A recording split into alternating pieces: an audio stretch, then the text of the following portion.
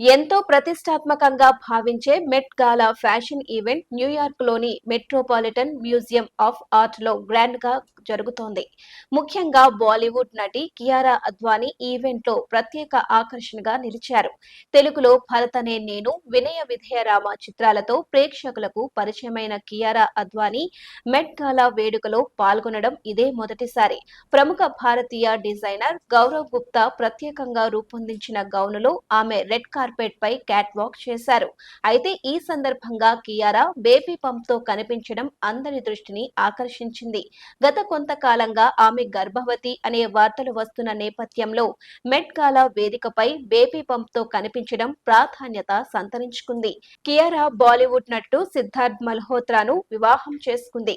ప్రియాంక చోప్రా కూడా తన భర్త పాప్ సింగర్ నిక్ జోన్సన్ తో కలిసి ఈ వేడుకల్లో పాల్గొన్నారు. అలాగే ప్రముఖ పంజాబీ సింగర్ నటుడు దిల్జీత్ దోసాంజ్ తనదైన పంజాబీ రాయల్టీ స్టైల్లో మెట్ గాలాలో ప్రత్యేకంగా నిలిచారు.